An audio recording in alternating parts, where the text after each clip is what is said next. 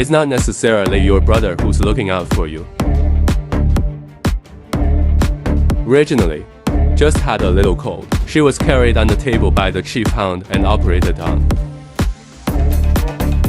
You're kind to hippos.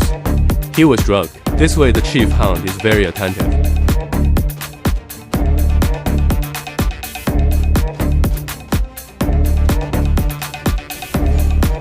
Even male lions are learning from him how to dig their buttocks and make powder. Soft powder sausage not only costs no teeth.